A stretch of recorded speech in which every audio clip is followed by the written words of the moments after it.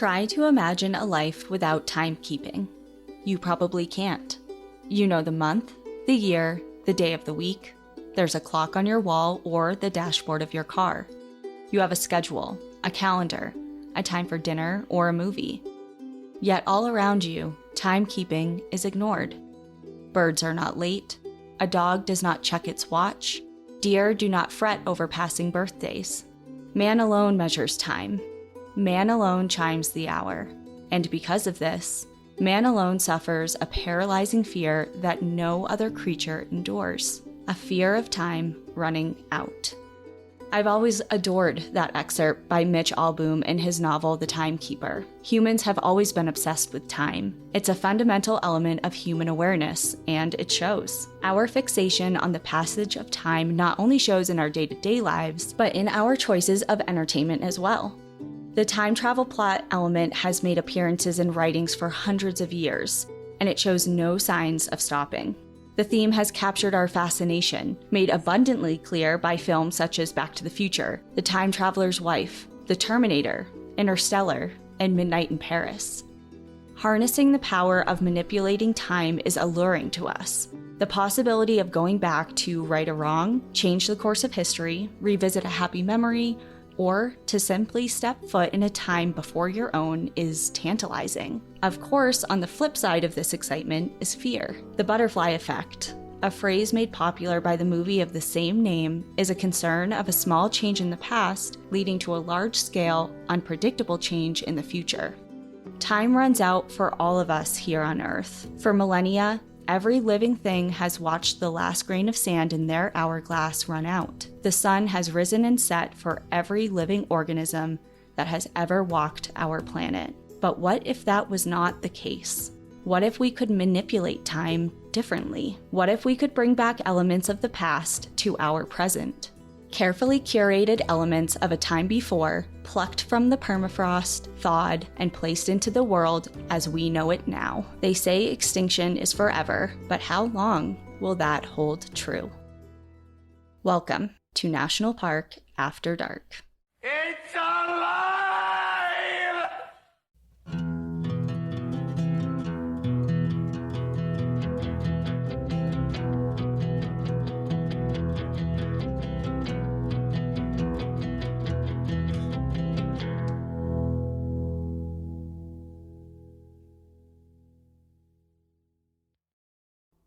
Oh, yes. I know exactly where this episode is going, and I'm very excited. Me too. Danielle has been talking about this episode for, I want to say, weeks now. It's been... maybe even longer. It's been a long time, for sure. Well, I think actually, you say weeks, I feel like last year at this time, I talked about like part of this episode that I had an idea for. And I don't want to say it right now because we'll get into it, but I think it'll ring a bell. And then I just kind of put it on the back burner because I'm like, I don't know if I can really do this. But now that we're doing freebie things once a year, I think this is mine. I'm cashing it in. This is your freebie? Is there a national park involved at all? Yeah, like for 1 minute. Love it. So I don't know. We'll let the people decide. But there are parks involved, kind of. But the main theme is not national park centered. But it is a topic that I am extremely interested in, have always been. And it shows my notes are very, very long. So I hope everyone has something that they're like really enthralled in, like deep clean your house or something. We're going to be here We're for a while. going to settle in. Because Danielle is talking about... Bringing back species from the dead. Boop, boop, boop.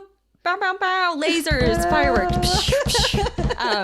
Yeah, it's going to be good. But before I start, obviously, because once I start, there's no stopping this train. We do have one thing to announce, and it's actually kind of really cool. We're doing a Spotify Live Trail Tales episode coming up soon. We're going to be reading our Trail Tales live on Spotify on October 25th at 4 p.m. Pacific Standard Time, which is 7 p.m. Eastern Standard Time. And it's all for spooky season. We're going to be reading your spooky, ghostly trail tales. So if you have any that you would like to hear live, you can send us an email at npadstories@gmail.com and we might read them on there. Yeah, and we're also doing something cool at the end. So we'll share our trail tales like we usually do, but then at the end, we're going to do a live kind of like Q&A session. And this is really cool because not only is it live, but if you download the Spotify, so obviously this is just on Spotify, clearly. You don't need a subscription either. You can just download Spotify if you don't already have it and listen from there. Yep, and you can listen from there. You don't have to pay for anything. It's all free. Yep.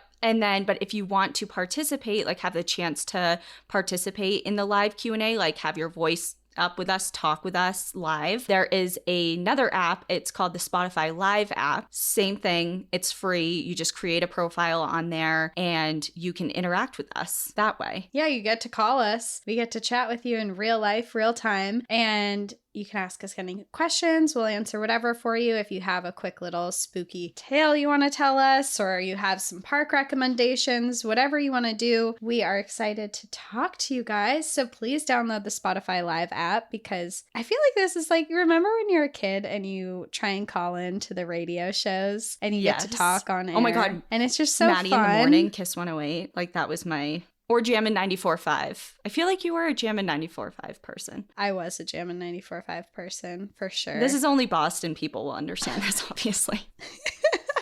But I would call in all the time and no one would ever answer me. And we'll answer you guys. So download Spotify Live October 25th, 4 p.m. Pacific Standard Time, 7 p.m. Eastern Standard Time. We're going to get a little spooky and get ready for Halloween. And it is audio only, just so everyone knows. Yeah, your faces won't be on Spotify or anything. It's just audio. Yeah, no, don't worry about that. And if you notice on the Spotify app right now, there's like a little banner at the top that'll have like you can set a reminder and all that. It's right there on our page on the app. So yeah. That's that. That's the only thing I really have to say before talk about some biology and resurrection, if you're into that. Well, I want to talk about some resurrections of extinct species, so let's get into it. Okay, so we're only about halfway through spooky season, and I feel like I've been saying this way more often than not, but I am definitely stretching this as far as like national park related and, to be honest, like spooky content. It's definitely not a haunting. It's not a scary story. It's not a cryptid. And I have also said this before, but I really think this is like one of my favorite episodes I've researched. I keep just like raising the bar for that. But this topic is definitely going to be more of like elicit some debate and conversation more than like a true just this is what happened and it's the story. It is what it is. And I love that. I always gravitate towards. I was going to say, this isn't the first episode that you've done that sparks a debate or questions or commentary conversation, so I'm ready. Let's learn about this. Perfect. And the other thing that I absolutely adore about this topic is it's very reminiscent of one of my favorite movie franchises of all time. The Titanic. How is resurrecting dead species what does that have to do with Titanic? I don't know. I'm waiting. And it's not a movie franchise either. Okay, just think about it. What movie franchise, it's like huge, brings back extinct species? Jurassic Park. Yes. There we go. Jurassic Park. Oh my God, I got one You right. did. You have never asked me a question on this podcast that I have gotten correct. Well, you did it. So, of course, Jurassic Park is a fictional story, but the concept actually isn't as far-fetched as you may think. So today we're going to discuss some very real places, parks, and very real companies that plan on doing what John Hammond did for his notorious park. We are going to be talking about de-extinction, bringing back species from the dead. So I feel like... Dinosaurs. Well, no, not dinosaurs. And we'll talk about why. But I feel like I'm just like, should I become a teacher? Because last time it was like an English class. And today I feel like I'm leading a science seminar. Maybe it's your calling and you're learning about it now. I feel like Bill Nye. Bill Nye, the science guy. Anyway. I feel like you would be a good teacher. I don't, but I'll do my best. Here we go. So to begin, it would be helpful to obviously define de-extinction. Also referred to as resurrection biology, at its most basic level, it is the process of bringing back or resurrecting species that have gone extinct. Of course, the logistics and techniques that go into this process are very complicated, and we'll kind of touch on the how a little bit later on. But just to start, I want to ask you, when you think of an extinct species, which ones for you come to mind? Mammoths. Okay. Those, I can't think of the name of them right now, but those really huge bears that used to exist. Oh, the short-faced bears. Yes, the short-faced bears, dinosaurs. I guess those are like the biggest ones that I think of off the top of my head. I definitely think of the woolly mammoth as well. The other two that came to mind for me right away, other than obviously the umbrella term dinosaur, which clearly encompasses many different types of species, but the dodo bird and passenger pigeon came to mind right away for me. Okay. And I think when someone mentions the word extinction, it very obviously elicits different feelings, some of them including sadness and an urgency. This urgency to do something, because usually we hear extinction thrown around in the context of, if we don't do something for this X, fill in the blank species within this amount of time, we're going to lose them forever. Mm-hmm. And while this is valid, and we should absolutely care about and take measures to prevent against extinctions, I do want to share some figures and give some context when it comes to extinction on the planet, because it's been a natural part of the planet's evolutionary history. Clearly, we don't know all of the species that have ever existed on the planet over time, so it's probable and extremely likely that some have gone extinct without us even knowing they were here at all. However, a staggering 99% of the 4 billion species to have ever evolved on Earth that we are aware of are gone. That's a very high percent. It's almost 100. Yeah. If you have ever heard the term, we are in the midst of the 6th mass extinction event, this obviously implies that there were 5 previous ones spanning, I'm going to, spare you and not get into each of them, but spanning from 444 million years ago to about 66 million years ago. These events spanned millions of years each, and each have staggering statistics associated with them. So depending on the cause, whether it was an asteroid, global warming, major changes in the Earth's carbon cycle, each mass extinction event, within them, 75 to 90% of all species on the planet at the time that these extinction events were occurring were wiped out. Each time, and this happened 5 times. With each mass die-off, the planet shifted, changed, and made way for new forms of life to emerge. The most studied of which was the transition between extinction events of 66 million years ago, which saw the end of non-avian dinosaurs and made way for mammals and birds to evolve. And that's, it made way for the species we see now. That was the most recent past mass extinction die-off. Cassie's eyes are like glazing over. She's like, 66 million years ago. I'm thinking, I'm like 66 million years ago, the most recent. Okay. Yes. Very recently.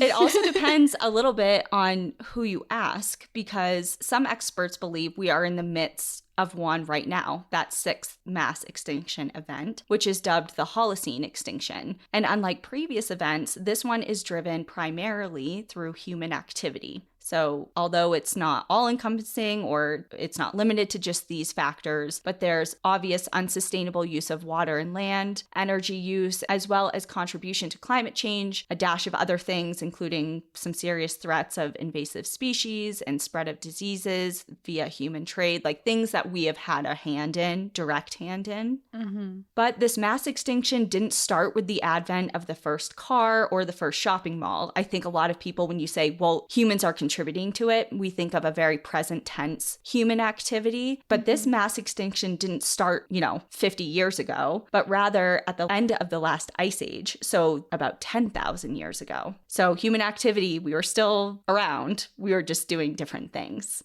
But that still contributed to shifts in the climate. Currently, rates of extinction are hundreds of times faster than ever before. While we worry about poster children, such as the polar bear and the rhino, other species have slipped silently into extinction right under our noses. According to the IUCN, between the years of 2010 and 2019, 160 species have been declared extinct, including species like the long-eared mouse, Bermuda hawk, Catarina pupfish, and the Yangtze River dolphin have all vanished from the wild without much fanfare. As of today, according to that same organization, more than 41,000 species, which is about a total of 28% of all of our assessed species, are threatened with extinction. It's a large number, 41%. No, so 41,000 species, and that equates to 28%.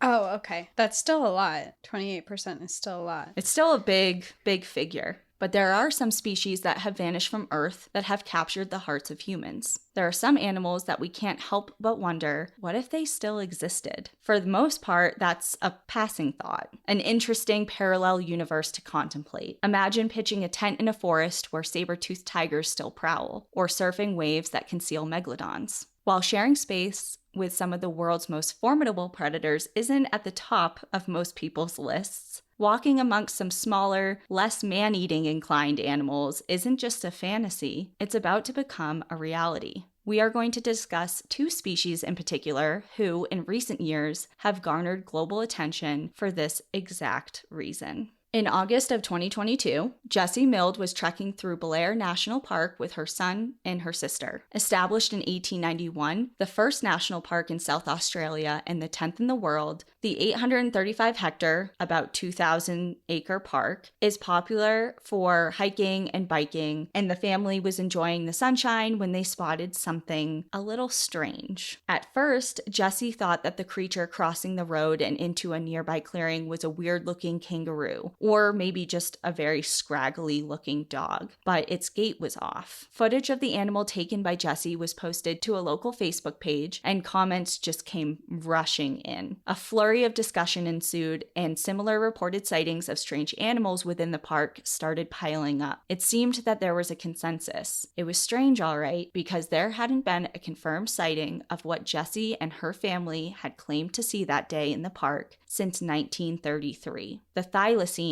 aka the Tasmanian tiger, had supposedly died off long ago. Do you know what species I'm talking about? A Tasmanian tiger? Mm-hmm. Like, can you picture it in your mind right now? I can picture it on Google. Oh, lovely. Okay. Well, I'm going to describe it to you, but a visual would be helpful. Oh, wow. I've seen a photo of, explain it, because I'm looking at a photo, and now that I'm looking at it, I've definitely seen this before. Okay, so not to be confused with the Tasmanian devil, which is a different marsupial. The thylacine was a nocturnal or semi-nocturnal carnivorous marsupial with a striped dog-like appearance that was once found on mainland Australia, Tasmania, and Papua New Guinea in dry eucalyptic forest, wetland, and grassland habitats. They had a sandy, yellowish-brown coat, stood just shy of 0.6 meters, which is about 2 feet at the shoulder, and measured roughly 1.8 meters, about 6 feet from nose to tail, and they weighed an average of about 60 pounds or around 27 kgs. Despite their nickname, they were known to have a quiet and somewhat nervous temperament. It's thought that predation by and competition from the dingo may have contributed to their disappearance from the mainland of Australia and in Papua New Guinea, but on the island of Tasmania, it's thought that conflict between settlers and the introduction of livestock led to their demise there. According to the Tasmania Parks and Wildlife Service, by the early 1900s, the animal was considered a rare sighting as government-led bounties,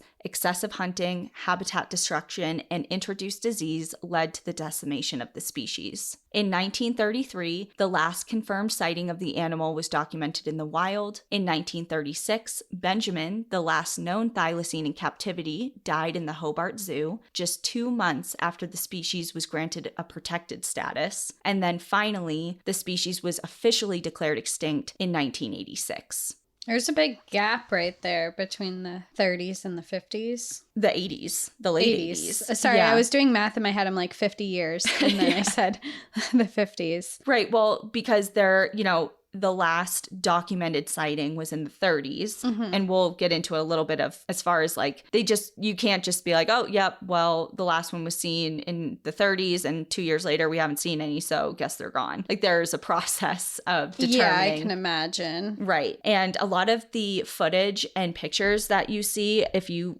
Google thylacine, are black and white or restored color photos of Tasmanian tigers in captivity. And the one that is most prominently showed is Benjamin. And there's a short clip on YouTube of him. It's probably about like a minute long. It was originally released by, I believe, the Smithsonian. And it's just footage of the last known living thylacine. And it's just eerie to watch, the last of something. I just have to say, looking at these photos too, if everyone's Googling this like I am right now, them with their mouths open, they look like a crocodile. It's like they look like they're a python and can like unhinge their jaw a little bit. Yeah. It's really cool. Can swallow you really whole. Cool. But they're shy or were shy and elusive. They look like they're yelling.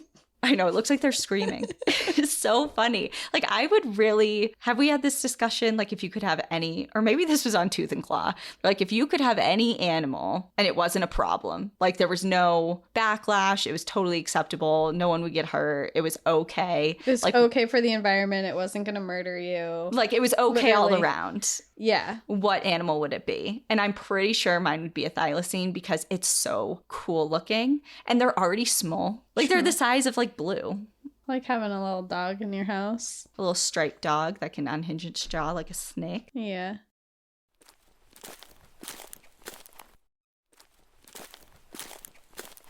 All right, so the species is officially declared extinct in 1986. But despite this classifications, sightings similar to Jesse's have trickled in almost every single year. And just to throw some examples in there, in 2019, someone exploring Sleeping Beauty Mountain in Tasmania reported seeing a thylacine footprint. That same year, a government plant biologist claims to have seen one from about 100 feet away while they were out in a remote area conducting a plant study. And in 2018, a group of cyclists say they witnessed one of the animals bound across the road in front of all of them. In 1982, a park ranger was sleeping in his vehicle when he woke up to find one standing in front of him. The park ranger stated he watched it for several minutes and was absolutely sure of its identity. There have been so many alleged sightings that the Tasmanian Thylacine Sightings Records Database was created. The database serves many purposes, but one of them is actually to collect data to estimate when the animal actually went extinct, because this is a big question mark. And they suggest it was actually much more recent than initially thought, placing it somewhere in the early 2000s, so a couple decades after it was officially declared extinct. And while they do receive sighting reports and state, quote, the aggregate data and modeling suggest that there is some chance of ongoing persistence in remote wilderness of the island, it's improbable. If they did persist, it would be in extremely small populations in remote areas such as the Franklin-Gordon Wild Rivers National Park. Improbable or not, teams of people such as the Thylacine Research Unit, a group of scientists, naturalists, and specialists who research and engage in field investigations and various experiments designed to determine the continued existence of the thylacine, and who have appeared on the Travel Channel, Animal Planet, and in several different journals and newspaper articles, they all continue to devote time and resources into the search for the persistence of this species. Well, for something that they have deemed probable as being extinct, there's a lot of resources into it trying to prove that wrong. Exactly. There is. And I have seen, it was many years ago, but I have seen these shows on, I think it was like, I forget the series, but it was definitely on Animal Planet. There's been a couple like short little documentaries on the Travel Channel and things like that, but it's all about tracking down these elusive species that it's different than cryptozoology because we know they existed. And there's a slim possibility that they maybe still do, but it's improbable. And it's just the whole, I hate to say fantasy, but it's exciting. Like, are they still there? It is exciting. Yeah. It kind of reminds me up in the Northeast, there's this big debate of whether mountain lions are still up here. Mm-hmm. And I believe they were deemed extinct up here in this region. Yes, the eastern cougar. Yes. Yeah. But every year there's multiple sightings of them. So when you're getting all these sightings, like how you're saying here, it's just, even with that, it's probable. I feel like in a scenario where you spoke to locals, people would probably be like, yeah, they exist for sure. Right. Just like here, if you talk to anyone in New Hampshire, or especially I feel like Maine, everyone's gonna be like, yeah, mountain lions are around here. Even though if you look it up, it's like, no, they're extinct. They're not in the area. But there's just so many local sightings that it's hard. Yeah, it's hard to gauge. But not everyone is banking on the possibility of a few small holdouts in the Tasmanian bush. The fascination with the animal is deeply ingrained in Australia in particular. In 2005, hikers trekking through the remote area of Woolamai National Park discovered different charcoal rock art dating back over 1,600 years, made by the indigenous peoples of the area, depicting the thylacine. Humans draw and document that which is important to us, what we love and what we fear, what fascinates us. And thousands of years later, a lot has changed, but not that sentiment. And there is one company that is bringing that fascination to a whole nother level. The first Jurassic Park movie made de-extinction seem pretty straightforward and simple. Yeah, there was a lot of people with lab coats on and they were pipetting like colorful substances in and out of test tubes and walking around like in freezers and all of that. But if you remember this, and I'm talking about the first Jurassic Park, there's a scene when Dr. Grant, Dr. Sadler, and Dr. Malcolm were getting a tour of the facility, and they were kind of put into this little movie theater and shown a film. And the little guy, the character, was a DNA helix, and he was a cartoon, and he was walking them through the process of how the park's dinosaurs were created. Mm-hmm. I do remember that. And essentially the film, has this little DNA guy explaining this process that essentially DNA was extracted from a mosquito that had bit a dinosaur however many millions of years ago, 66 million years or 65 million years ago, and it was preserved in amber, thus preserving the DNA. It was extracted, they did some things with pipettes, and dinosaur eggs were created, and then bam, we have T-Rexes chasing people and ripping people apart. That wasn't in the film. That happened later. It's kind of funny when you say it that way too, because it's like they found one mosquito that bit a dinosaur, and then they made all of these different species. Yeah, it's like we have Stegosaurus, we have Brontosaurus, we have T-Rex, we have Velociraptors, like all of, it's just like, what's happening here? Yeah. And maybe you really break it down.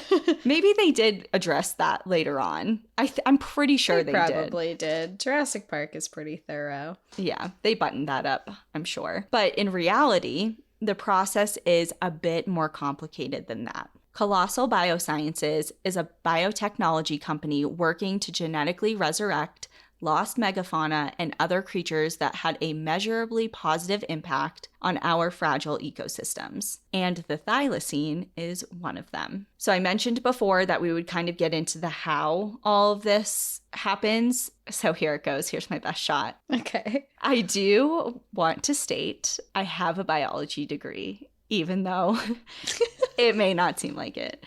So it's definitely a far cry from, do you remember doing the Punnett squares in biology? It's like the diagrams that technically they're used to predict the genotypes of like crossbreeding, doing a crossbreeding experiment to see like your dominant and recessive alleles and how something is going to, it's like a little grid. I'm doing a grid. Blue eyes, brown eyes. Yes. Yeah. Yeah.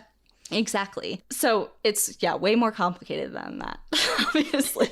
But I just got a flashback to that. So there are some big time limitations to resurrecting extinct species because DNA degrades over time, meaning bringing back an animal that is over, 7 million years, which is the current mark they have. Like after 7 million years, it's kind of a no-go. They can't extract useful It's DNA. It's a long time to have DNA. It only lasts for 7 million years, so we really got to get on it.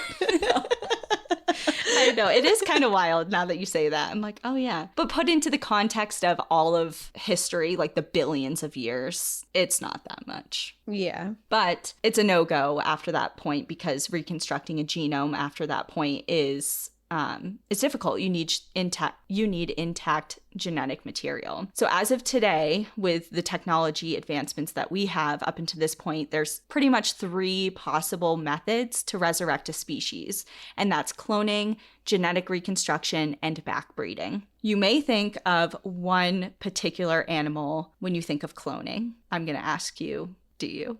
Or no? Like the first cloned animal that you think of. I don't know. Oh, Dolly the sheep. Oh, do you remember? No. Maybe it's just because I was so science-based in school that I know this, but Dolly the sheep was the first successfully cloned mammal that lived. Interesting. Yeah. Mm-hmm. So the technique to bring her to life was perfected and used by scientists in the early 2000s to resurrect different various species. And of course, I have to say mammal because there have been successful clonings of simpler life forms, but this was a big deal. She was a whole ass sheep, you know? A whole ass sheep. She was a whole ass sheep. The Pyrenean ibex, also called the bucardo, was a different species that lived in Spain and France and was hunted to extinction in the late 1990s, so relatively recently. And scientists used frozen cells collected from Celia, who is the last surviving female of her species, to create a new embryo through cloning. They injected nuclei from Celia's cells into goat eggs that had been stripped of their own DNA. So it's kind of just like a shell to use as like a home for this ibex's genetic material. So they combined these and then implanted that into a living goat to be used as a surrogate. And after repeated attempts and several different pregnancies, only one goat carried a clone baby to full term, and it was born and it lived, but it died after only a few minutes, like I think it was 7 minutes, because it had some lung deformities. And that was not Dolly. I'm sure, I think that was a little confusing, but that was an attempt to resurrect that ibex. So, which they kind of did. It just... And they created a pregnancy, which is pretty wild.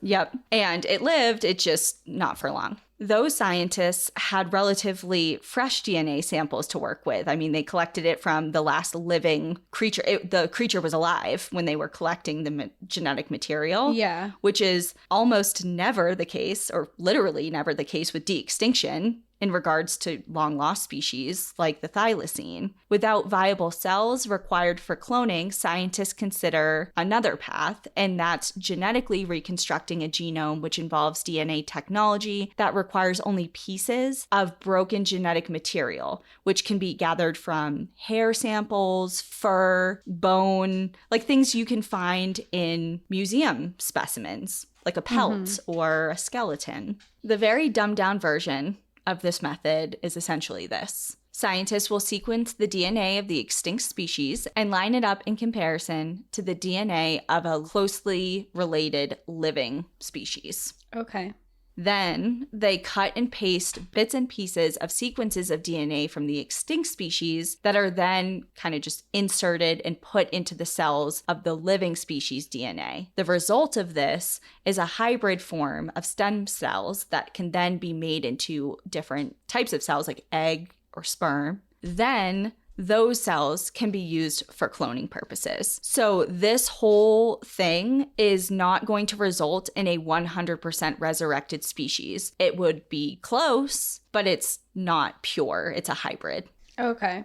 And finally, the last mechanism is backbreeding. It's a really slow process, and it's one that is pretty close to selective dog breeding, if you think about it. A lot of dog breeders selectively choose animals with particular traits that they want to see carried forward, like coat color, temperament, different sizes, breed standards. And in backbreeding, scientists use that line of thinking, but in reverse. They are reverse engineering evolution, kind of, by looking back in time to bring back ancestral genes of a particular animal. And there's a really well-known and pretty problematic example of this, and it actually has ties to Nazi Germany. In the 1920s and 30s, zoologist brothers Heinz and Lutz Heck attempted to bring back the oryx, which is a species of extinct cattle that disappeared around the 1600s. And they did this by selectively backbreeding with modern day cattle that still had bits and pieces of some of the auric genes. So these backbred animals that they were creating were released during the war to roam the territory of the Third Reich and appeared in various propaganda materials in an attempt to legitimize this expansion of Nazi Germany. And the project was problematic and received harsh criticism, not only because of the methods the brothers were using, which I don't want to get into, like the logistics of the genetics and the backbreeding stuff, but essentially they did it in a really sloppy way. There's a right and wrong way to do it, and they weren't doing it up to standard. But also because of why the project was begun in the first place. Rewilding, that kind of blanket umbrella term of we're doing this to rewild, was used as kind of a mask to conceal a really sinister undertone that was very telling of things that were happening to humans at that time. And it was this emphasis that placed this ideal Germanic character of the European landscape, which to attain this like pure landscape required ethnic cleansing and a form of like ecological restoration. So they were doing it as like, okay, it was very telling of what they were doing to Jewish people during the Holocaust. Like they were trying to create this overall picture of we can create these genetically modified animals that are to our perfect standard, same as what we're trying to do with our people. It was the gist of it. Exactly. Yeah, I can see how that can be very controversial. For sure, especially for the times, but also just in general too. I mean, it kind of brings you back to the conversation, like, I mean, you're talking about the Holocaust, of course, so brings you back to genetically modifying people to be like what certain people perceive as the higher, and I'm using quotations, but no one can see me. I can see you. You and can I think see your me. voice is dripping with, people understand that. Yeah, it's like the whatever certain people characterize as like the higher qualities of people. Well, they're trying to achieve this like Aryan race, and they were trying to do that with rewilding, quote unquote, rewilding this landscape and creating this preserve that they were essentially going to populate with this breed or this resurrected species of cattle. They were going to release them out and have it just be like this game preserve. Essentially, they weren't doing it to integrate them and they were going to be protected. They were going to be hunted. So bring them back just to kill them. How did it work out? It didn't. It did not work out. They received flack almost immediately. It was problematic, like I said, for a bunch of different reasons.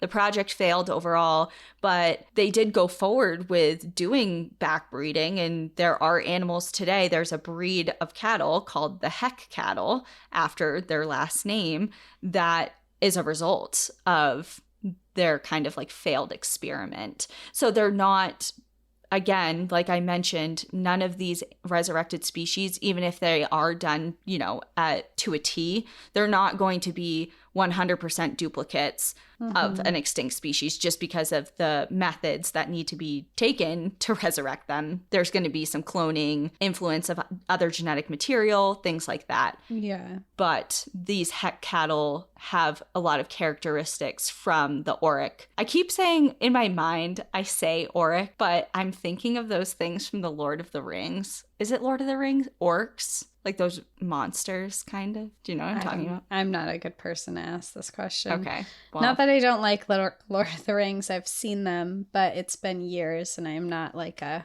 don't remember any. A big fan. I'm not a fan. It's just, I don't know in depth of what an orc is. Yeah. I just know they're bad in the movie. They're bad and there's a lot of them and they look like monsters. But anyway, back to the Tasmanian tiger. Enough of that. Yeah.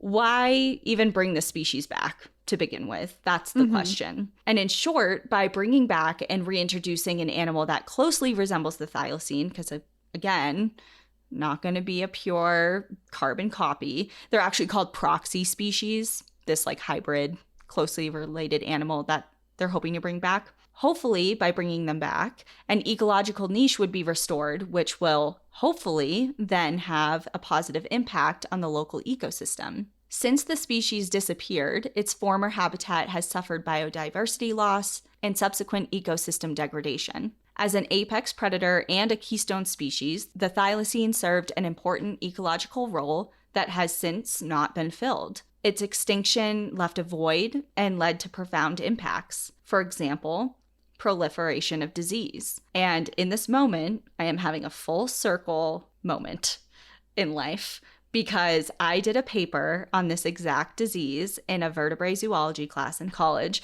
And I'm just like geeking out because I knew what this disease was. And I will tell all of you, it's called DFTD, and that stands for devil facial tumor disease. And it affects Tasmanian devils, which is another marsupial from the area that is still alive today. They're a threatened species and they're smaller than the thylacine. But this disease that affects them is a really serious cancer that produces these big facial tumors that can spread to their, like obviously on their face, but also into their neck and sometimes other parts of their bodies. And it's always fatal. Within a couple weeks to a couple months of contracting this cancerous tumor, the animals die. And it's obviously very serious because obviously the animals are dying, but the way that this cancer is and this disease is spread, it's not viral, it's through contact. Oh. And Tasmanian devils are notorious for fighting with one another. So they're always biting each other. They're always in close contact and having these close altercations. And it's causing this disease to spread rampant like wildfire throughout the Tasmanian devil population. And it's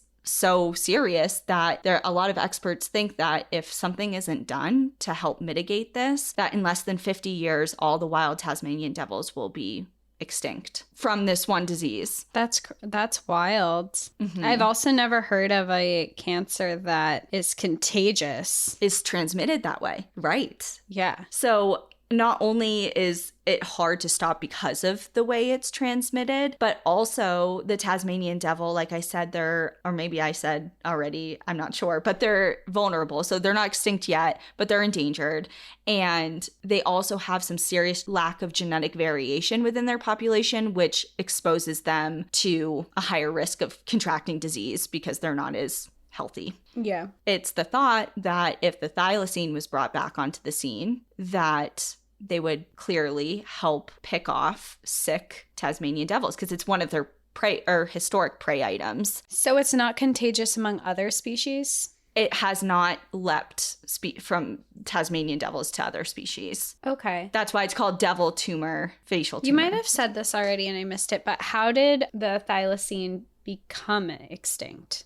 Like, what was the reason? Well, on the mainland of Australia, they think a lot of it had to do with the dingo, like predation. You did mention that. Yeah. Yep, predation from the dingo, and also there's tons of other factors because when mainland Australia started becoming more and more developed human-wise, it's putting dingoes and thylacines in closer competition with one another, whereas before maybe their territories were more spread out, they didn't have as much conflict all the time. So anyways, that was kind of the main thought of on mainland Australia and on Papua New Guinea, but on Tasmania itself specifically, they link it almost exclusively and directly by bounties. You know, government said, similar to wolves in North America, will pay you to go out and kill as many as you can. I was going to say, this is reminding me a lot about wolves. Mm-hmm. Exactly. So that, and obviously habitat loss, habitat fragmentation, etc. By reintroducing the thylacine into Tasmania specifically, they're hoping obviously will help mitigate that disease with Tasmanian devils, but also that it could help potentially address overpopulation of other animals that are happening. So kind of the reverse. You know, there are some animals that are just out of control that a lot of,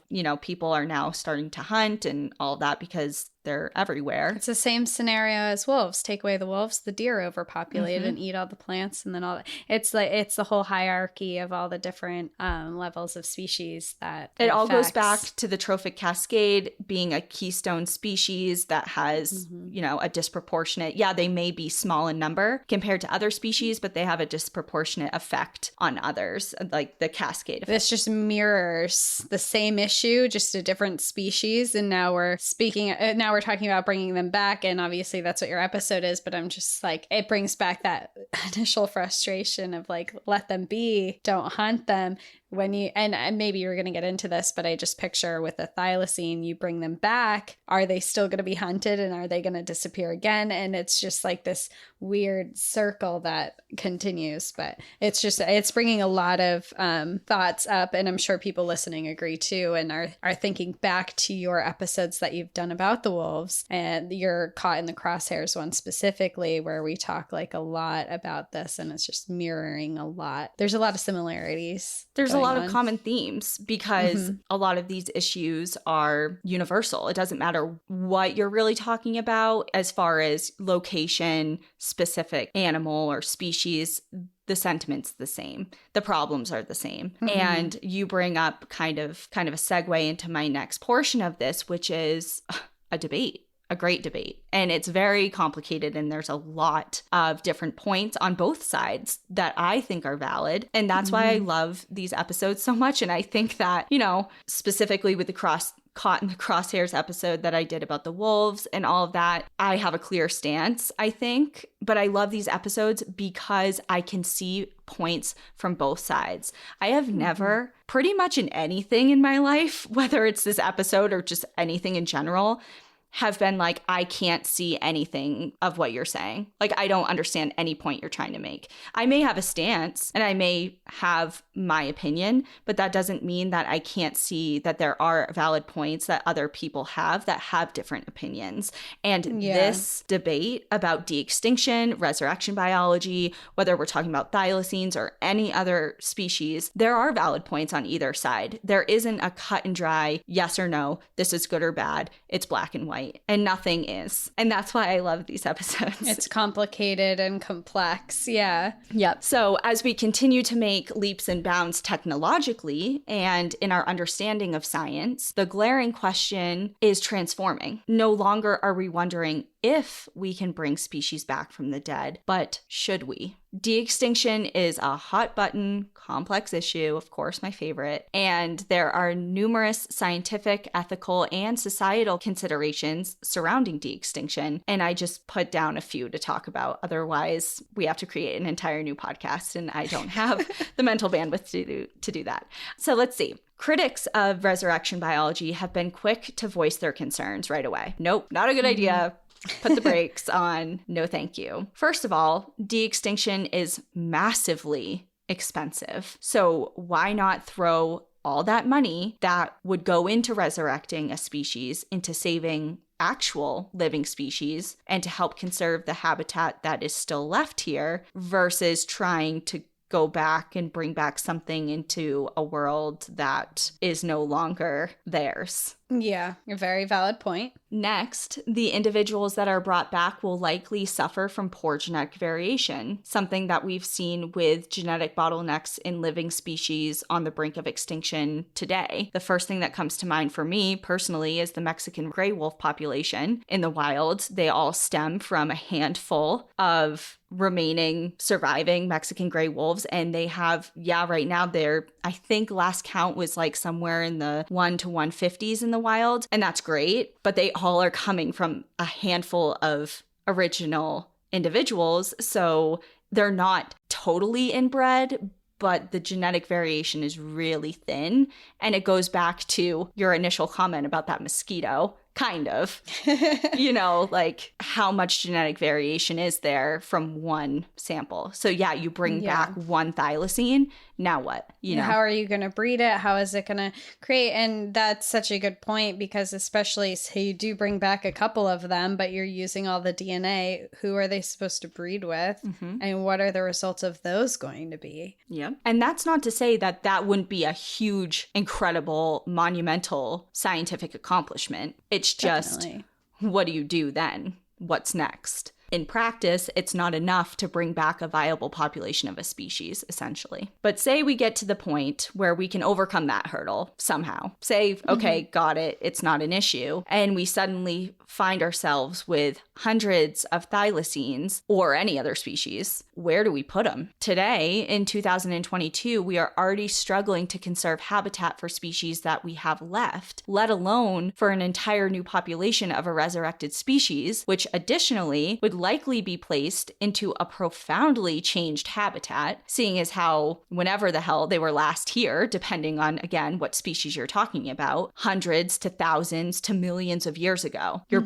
putting them somewhere that they are not used to. I mean, nothing about this is natural, so I hesitate to say natural habitat, but you know what I mean. Yeah. We would be reintroducing an extinct species onto a landscape that they've been away from for a really, really long time. So that begs the question, are we introducing an invasive species? Are they now an invasive species? Because the world's been living without them for a while. Right. Yeah, that's such a good question. And then it also brings back to your first concern of if you're bringing back these species that don't have a place to be, and maybe they are considered invasive species, we're dumping all this money again into this species that may or may not even work here when we have other species that are in need of being saved. Right. And then on top of that, what implications could that have on the environment and, of course, the species that are already here? It's just such a complex issue. And not only that, we have discussed in the past some of the challenges that species still living today face as far as their protected spaces. Where are they free from hunting? Are they fair game? Are they not? Can they be killed if they, eat your cow? Or, where is the line drawn for already vulnerable species that are living today? Obviously, there's going to be some issues with conflicts with people. That's inevitable. So how are we to extend protection to a resurrected species? And how does that correlate with living species today? Does that raise similar conflicts as their living counterparts? Like you said, the thylacines and the wolf connection. When they were hunted to extinction, a lot of it was because they were predating on livestock, just like wolves today have been known to do. So are we going to pour billions of dollars into resurrecting the thylacine, release them, have them predate on livestock, and then kill them? It's like, what's the point? What are we doing? Right? Yeah, what is the point of all this? Yeah. And then there's also the whole problem of who is going to teach the first resurrected species how to act like their species. Imagine there's the first baby woolly mammoth, and its technical mother would likely be an Asian elephant, because Asian elephants obviously are not a mammoth, but they're their closest living related species.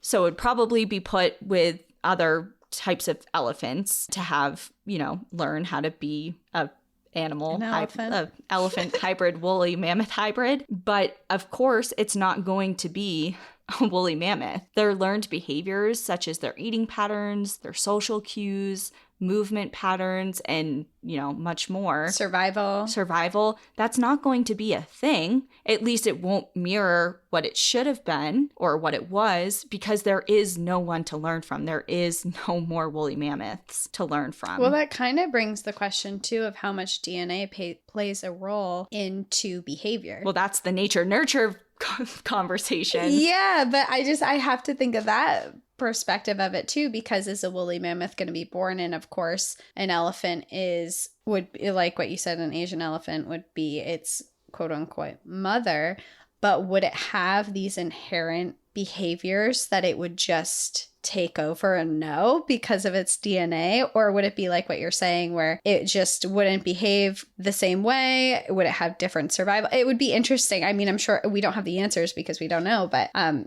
would just be it's interesting to think about how DNA would affect behavior as well. Exactly. Because these behavioral traits of extinct animals are extremely difficult, if not probably impossible, to bring back in a resurrected species. We don't know, of course, because we haven't gotten that far, but it does beg the question. And of course, environment affects behavior. So then you go nature versus nurture again, in that where woolly mammoths were living on this planet, the environment was much different and they had to do different things than they probably would have to do to survive now. So it's just, there's a lot of unanswered questions. A lot of this is a big question mark because we don't know. And you're opening a big box of unanswered questions. And what happens, I just think of it too, how do you control who these species that you're creating breed with? Are you going to be creating all these subspecies of other weird things roaming around that we now have existing?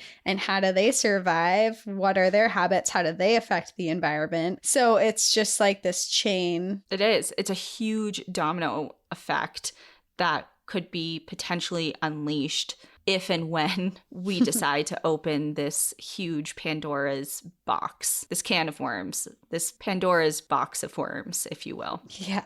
It's heavy shit. It's complicated. And that's why I'm so interested in it, because it's not cut and dry and it's no longer a hypothetical. Maybe 50 years ago, it was what would happen? That, that's kind of interesting to contemplate. This is happening. Yeah. This is happening.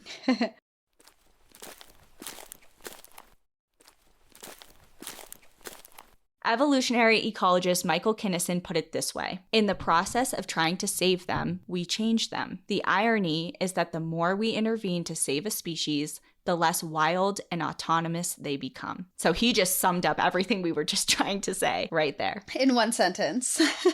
Tasmanian wildlife biologist and honorary curator of vertebrate zoology at the Tasmanian Museum and Art Gallery, Nick Mooney, says, while people are distracted with this apparent silver bullet for bringing back animals after they're extinct, we'll lose hundreds of species to extinction. But not everyone agrees with that statement. Proponents of resurrection biology think actually the opposite. They believe that there is some real value in the science, as it could potentially help preserve and bring back current vulnerable living species, while some take a much less scientific-based and more of a morality-based stance, basically saying, well, we owe it to them to bring them back. Because humans and our activities have spread throughout the globe so expansively, based on a 2009 study by the European Commission and World Bank, only 10% of the world qualifies as remote. And that qualification is based on the meaning that it takes more than 48 hours to reach it from a city. And that was in 2009. So it's probably much less now.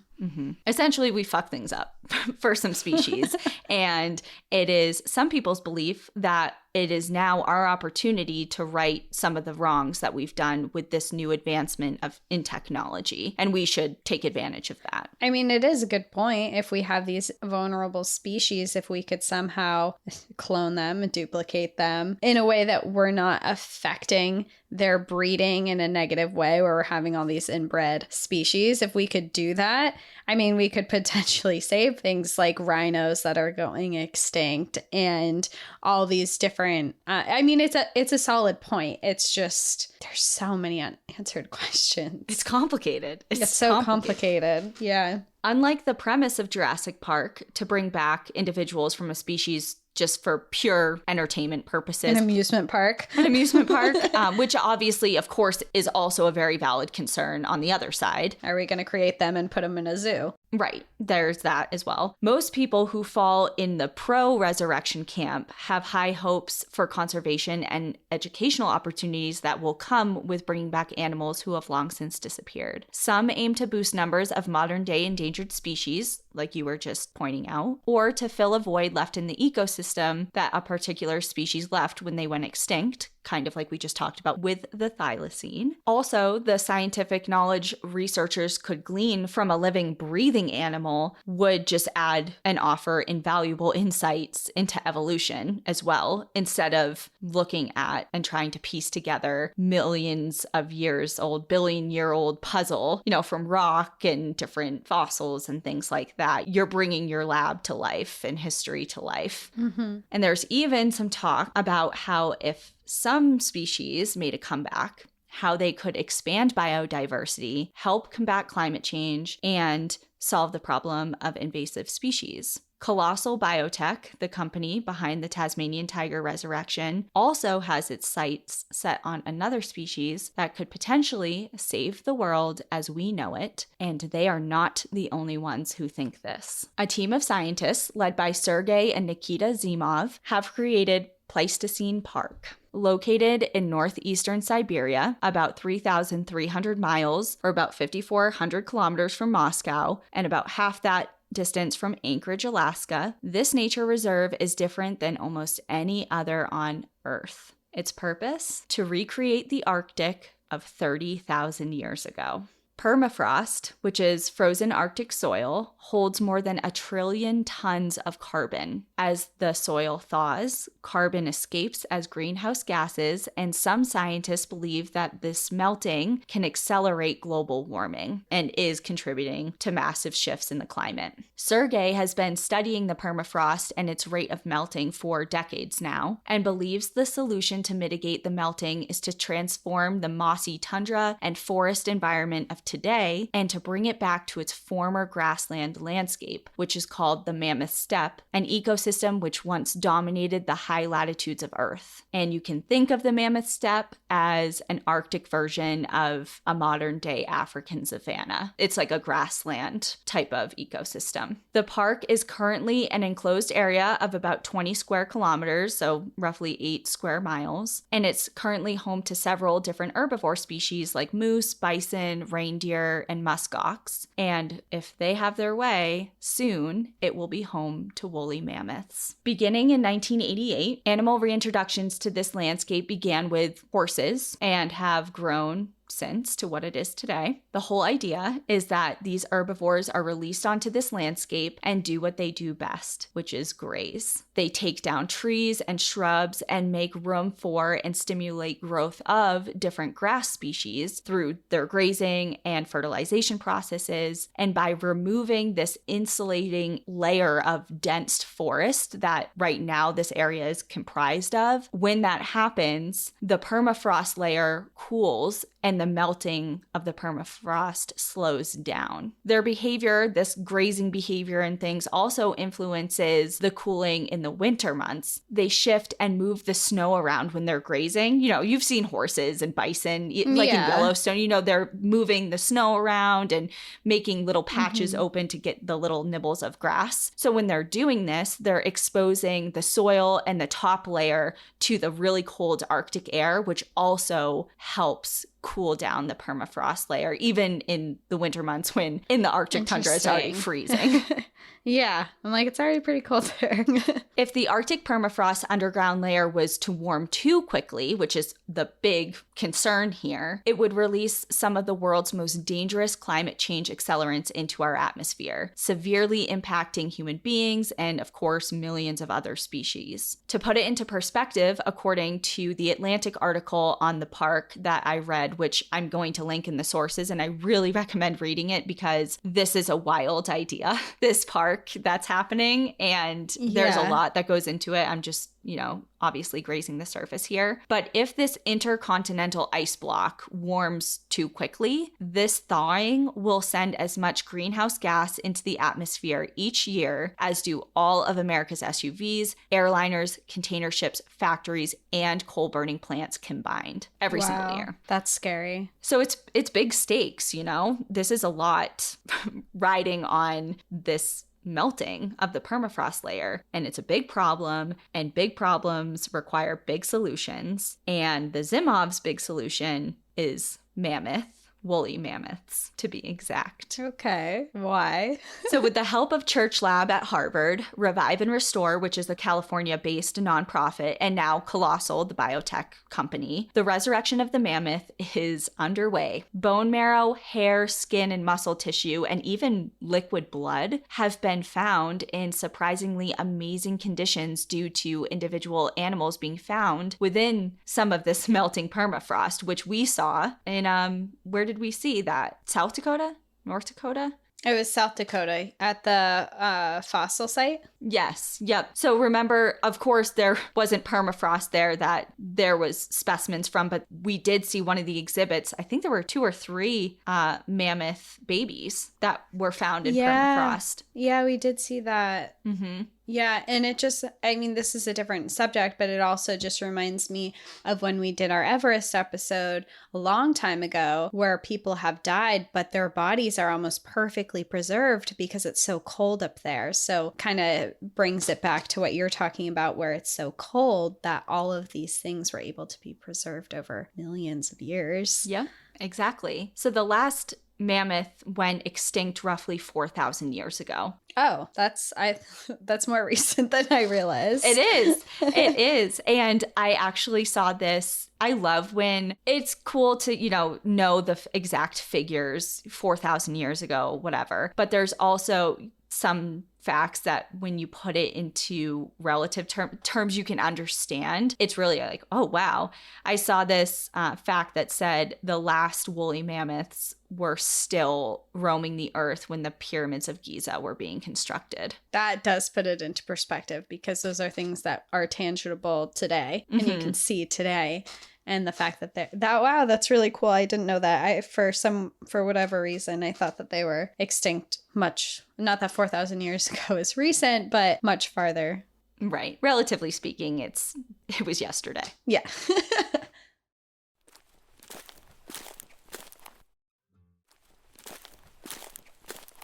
The last mammoth went extinct about 4,000 years ago, but thanks to the condition that the permafrost keeps genetic material preserved in, like we just talked about, scientists have hope that it can be utilized. And in this case, it would be using genome editing technology. Researchers are hoping to use Asian elephant DNA, that we just discussed as well, and swapping in mammoth traits in hopes to create a cold-tolerant elephant hybrid thing creation. Like a woolly mammoth.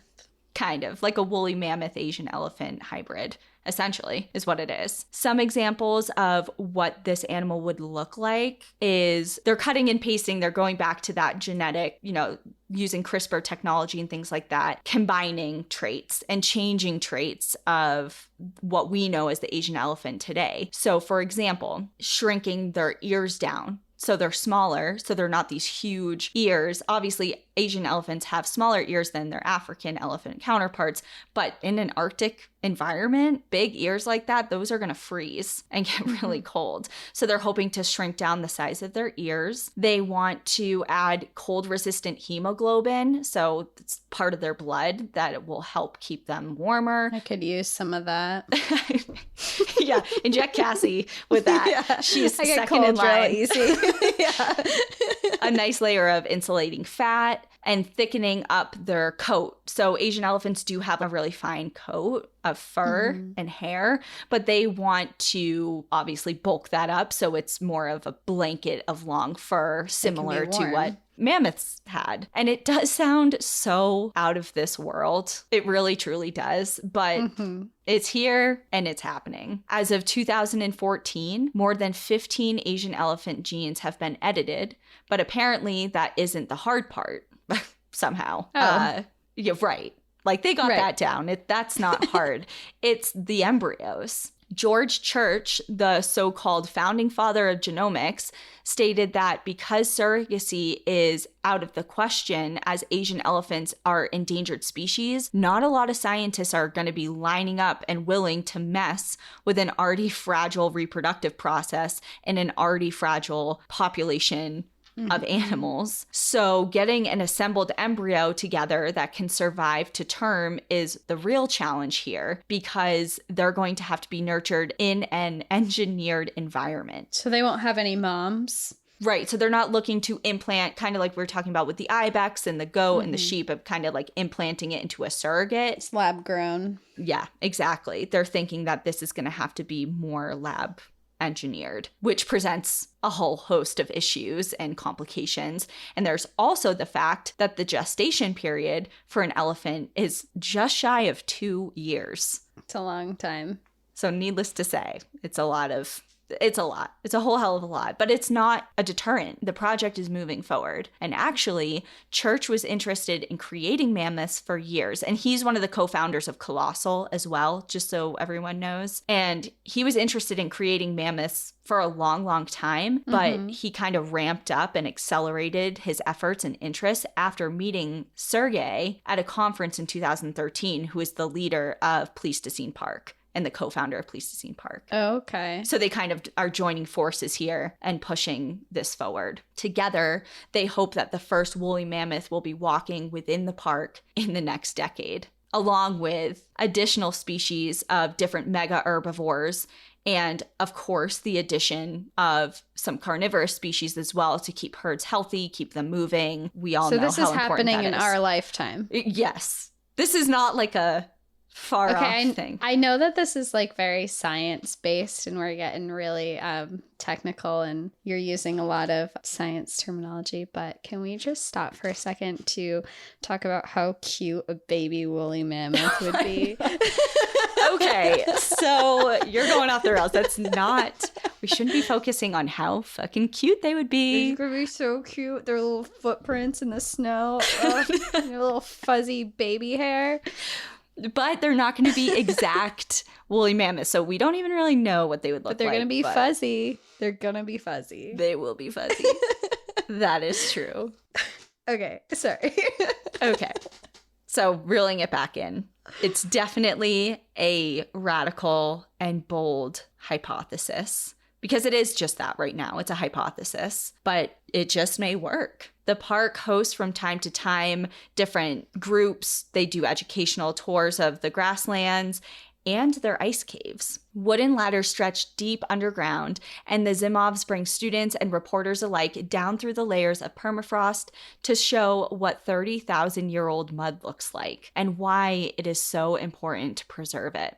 The park is a work in progress and one that the team hopes will expand and not just be a singular park, meaning they hope that more Pleistocene parks pop up around the world. They hope that this is an idea that is adopted and executed in different areas of Arctic ecosystems to help protect the permafrost, because it's not in this one area. Yeah, it's a very new take on conservation. Mm-hmm. Nikita, who is Sergey's son, explains, quote, "It will be cute to have mammoths running around here.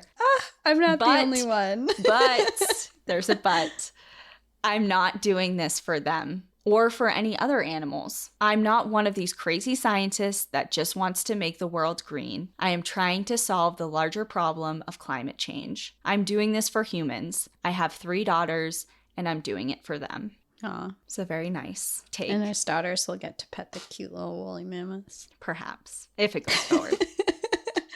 Author Bill Bryson has an analogy that I really love, and I think it's very fitting. It's in his book, if somebody wants to read it in its entirety. The book is called A Short History of Nearly Everything. And I condensed this analogy, but it really illustrates something that I think is really important to consider when we have this discussion of essentially playing God. That's that's what this whole thing is about. And we've been talking a lot about billions and millions of years and different mass extinctions and this and that. And it's hard to get a scope of just how many species have come and gone and how old the Earth is. And he did a really good job of condensing all of Earth's history into 24 hours. So this is the quote, my condensed version of the quote. "If you imagine the 4.5 billion odd years of Earth's history compressed into just a normal 24-hour earthly day, then life begins very early, around 4 a.m., with the rise of the first simple, single-celled organisms. Fast forward to just before 10 o'clock at night, plants begin to pop up on the land.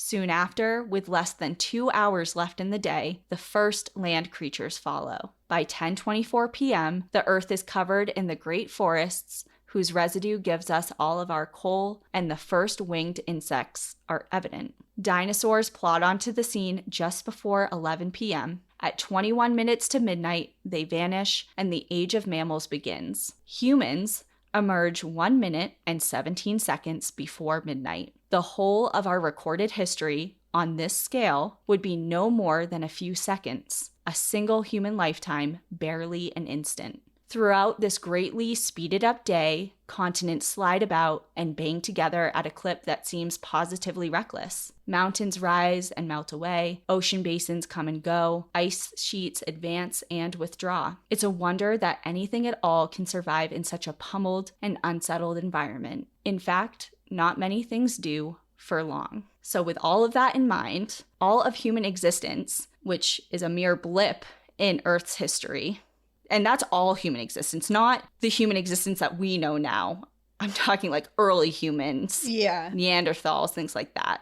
So given that we're modern humans have been on this earth for a mere couple of seconds, do we really have the right to tamper with the order of things in the way that we're about to crack into? Yes, there's preventative measures that we have talked about before that we can and should be taking with preservation of our environment and the species that are vulnerable and threatened right now, especially given all of the problems that Earth has and is facing. But it's just the question of, once the curtain closes for a species, should it stay there? Mm-hmm. It has for billions of years. No one has interfered. Nothing has ever been done. The Earth is shifting and changing all of the time. So kind of the question is, who are we to do something about it? Or now that we can do something about it, should we? It's just such a, I keep saying this, it's complicated. It's complicated, but it also brings me back to the very beginning when you talked about in this episode where you said the world has changed over time, over millions of years, and species have gone extinct, but this is the first mass extinction that we're seeing that is human caused. So now that we've caused this, is it our responsibility to step in? Because it's not the natural way of the world, it's human caused? Or is it like how you're saying, when species don't survive, new life comes in other ways? And should we just allow that process to continue? That is the question. And I'm going to end this with one last quote. I know I've done 3 now. The intro, the one I just read, and this one. But this one is just so relevant and so poignant. And it's, again, bringing it back to Jurassic Park with Dr. Ian Malcolm, who is my favorite character. He's so wise. I combined actually parts of 2 of his species that were in 2 different movies, and specifically their Fallen Kingdom and Dominion, if anybody is a big fan like I am. And he says, human beings have no more right to safety or liberty than any other creature on this planet. We not only lack dominion over nature, we're subordinate to it. And now here we are, with the opportunity to rewrite life at our fingertips. You control the future of our survival on planet Earth. According to you, the solution is genetic power, but that same power could devastate the food supply, create new diseases, alter the climate even further. How many times do you have to see the evidence? How many times must the point be made? We're causing our own extinction. Too many red lines have been crossed, and our home has in fundamental ways been polluted by avarice and political megalomania. Genetic power has now been unleashed, and of course, that's going to be catastrophic. We convince ourselves that sudden change is something that happens outside the normal order of things, like a car crash, or that it's beyond our control, like a fatal illness. We don't conceive of sudden, radical, irrational change as woven into the very fabric of existence. Yet I can assure you, it most assuredly is, and it's happening now. These creatures were here before us, and if we're not careful, they're going to be here after. We are going to have to adjust to new threats that we can't even imagine. We have entered a new era. And that's it. That's all I got. Dang. That's a note to be left on. And I'm really excited you did this episode because you've been talking about it for a while. And like you said, it brings up so much conversation and debate and thought. I feel like everyone listening right now, our minds are just going wild with thoughts of what ifs and what's going to happen and just thoughts of the past and things. So I think it was a really fun episode to get everyone's minds thinking about what you said. It's not when is this going to happen? It's not if this is going to happen, it is happening. This is going to happen and it's in the process of happening. what do we think about it? And I'd be super curious to know what everyone listening thinks about this topic too. Me too. Because to be honest, yeah, if I had like gun to my head, what side do I fall on? I could tell you. But there is valid points on all ends of this, on every part of the spectrum. You know, there really is. And we are entering a new era of having to create and come up with new solutions for these really serious problems that we face globally, not only with climate change, but also with, you know, threatened species. And it's just, of course, it's, what is that movie? It's Complicated. But it's like that rom-com. It's complicated. I keep saying that and it just keeps popping into my mind. But it's true. There's just, it is complex, and we have to start thinking of new ways to combat it and to find solutions. And some of them seem extreme, and they are, but we have extreme issues as well. So everyone taking 5-minute showers and having meatless Mondays is not doing it anymore, which is obviously important. But the whole point is this is a really huge problem. Bigger. Yeah. So there are 3 things I want to recommend before we stop. 2 of them are books and 1 is a movie. Cool. Is it Jurassic Park? No. Okay, so 4. Jurassic Park, number 1. Number 2, so the 2 books. First is one that I have read, and the second is one that I want to read now. The first one is called Resurrection Science: Conservation, De-extinction, and the Precarious Future of Wild Things. I actually read this many years ago and re-skimmed it for this episode. It came out in 2015. It's really good. The second one I want to read now because of this episode, and it's called Woolly: The True Story of the Quest to Revive One of History's Most Iconic Extinct Creatures. And then the third is a movie that I watched, oh my God, in college, I think. And to be honest, I don't exactly remember what happens, but it's kind of relevant to the story. It's called The Hunter. And it's a movie that is basically surrounds this biotech company, hires this mercenary guy to go out into the Tasmanian wilderness to hunt for the last Tasmanian tiger. Okay. So definitely relevant. It's relevant if it's not anything about de-extinction or anything, but if someone wants like a fictional story that kind of relates to what some of the things we talked about, that's something you could throw on, I guess. But yeah, that's it. And cool. I'm sorry for the heavily science-based episode and national park unrelated episode. You mentioned national parks multiple times, so I think it counts. Even though we didn't do a deep dive in a specific national park, you did mention national parks like 5 or 6 times. And you gave book recommendations, which I feel like is just, everyone loves I love book recommendations. So. Okay, but that doesn't make it count. Whatever. I don't know. We'll see how I feel as far as using it as my freebie. I guess maybe I can stretch it, but I think it was really interesting to research, and of course, it elicits a lot of conversation, and that's the whole point. And like you said, I hope people's minds are like going a million miles a minute right now, and you have these conversations with people because it is relevant. Did I say elephant or relevant? I both work. Okay. Yeah, they are interchangeable. It is relevant because it is happening. It's not something that is something fun to contemplate as a hypothetical. It's something that's happening and something that we will likely see within our lifetimes, and if not, our children's. So that's it. I'm done talking, and that's it. Well, I'll leave everyone on that note. Think about it. Think what your stance is. We'd love to hear about what it is we're going to be posting on our social media like we always do with pictures and stuff. Let us know your thoughts. We'd love to know. But in the meantime, enjoy the view. But watch your back. Bye. Bye.